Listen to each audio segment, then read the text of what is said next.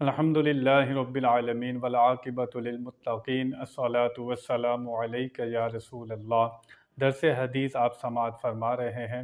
حضرت ابو ذر غفاری روایت کرتے ہیں، نبی کریم صلی اللہ تعالی وسلم نے فرمایا، جس آدمی نے صدق دل سے لا الہ الا اللہ یعنی اللہ کی وحدانیت کا سچے دل سے اعتراف و اقرار کیا اور اسی عقیدے پر اس کا انتقال ہو گیا تو وہ ضرور جنت میں داخل کیا جائے گا۔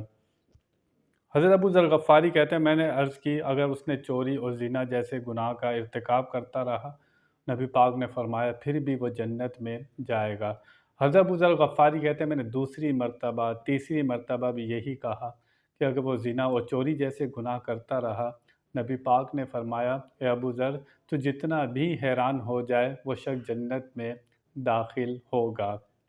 اس حدیث پاک سے پتہ چلتا ہے کہ جو شخص کلمہ پڑھ لے اور جتنا بھی گناہ گار ہو، جیسے بھی گناہ کرتا ہو، وہ بغیر توبہ کے مرے یا بغیر توبہ کے مرے، یہ اللہ تعالیٰ کے فضل پر ہے۔ اللہ تعالیٰ چاہے تو اسے دوزخ میں داخل کرے، وہ اپنے گناہوں کی سزا بھگتے پھر جنت میں داخل ہو جائے۔ وہ اللہ کا فضل ہے کہ بڑے سے بڑے گناہ معاف کرنا چاہے تو وہ معاف کر سکتا ہے۔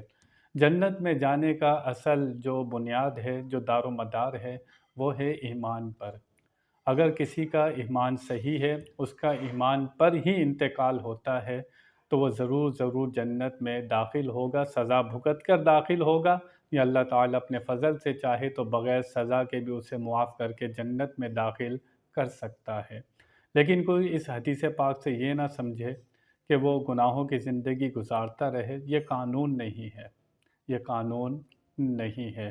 قانون یہی ہے کہ اللہ تعالیٰ سے ڈرا جائے، خوف رکھا جائے اور ایمان کے بعد نیکیوں والی زندگی گزاری جائے، پھر اس کے فضل پر نظر رکھی جائے۔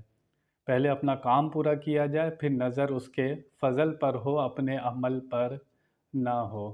جتنے بھی انسان عمل کر لے، نیکوکار ہو جائے، کبھی اس پر گھمنڈ غرور نہ کرے اور یہی بات نظر رکھے کہ اللہ تعالیٰ کا فضل ہوگا، کرم ہوگا تو میں بخشا جاؤں گا۔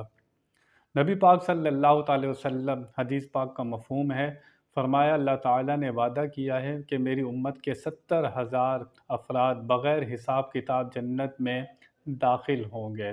نبی پاک عرض کرتے ہیں، نبی پاک فرماتے ہیں میں اللہ کی بارگاہ میں عرض کرتا رہا یا اللہ تعداد بڑھا دے، یا اللہ تعداد بڑھا دے۔ اللہ تعالیٰ نے فرمایا اچھا، ہر ایک کے ساتھ 70,000 ہو جائے گا۔ یہ وہ لوگ ہوں گے نبی پاک کی امت کے جو بغیر حساب کتاب کے جنت میں داخل کیے جائیں گے۔ تو انسان سے اگر گناہ ہو جائے تو توبہ کا دروازہ کھلا ہوا ہے۔ ایسا نہیں ہے کہ کسی سے گناہ کبیرہ ہو جائے تو اس پر یہ جنت حرام ہو جائے گی، ایسا نہیں ہے۔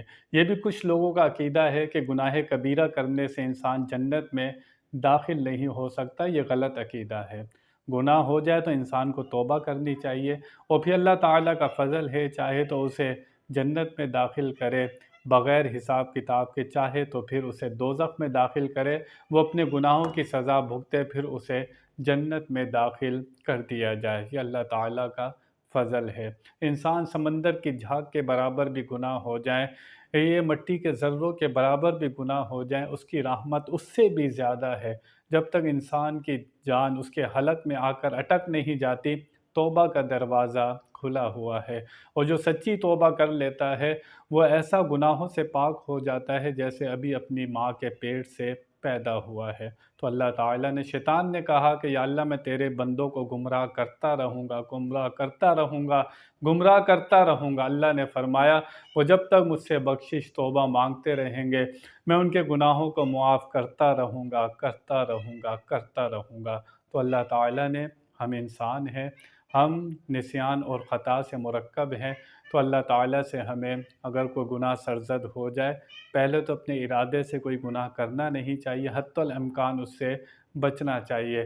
اگر گناہ ہو جائے تو رب کی بارگاہ میں توبہ کرنی چاہیے، توبہ کا دروازہ بند نہیں ہوا جب تک انسان کی جان نکل نہیں جاتی۔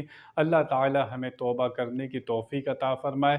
بیان میں کوئی غلطی ہوئی اللہ کی بارگاہ میں توبہ کرتا ہوں۔ وآخر دعوانا ان الحمد للہ رب العالمین۔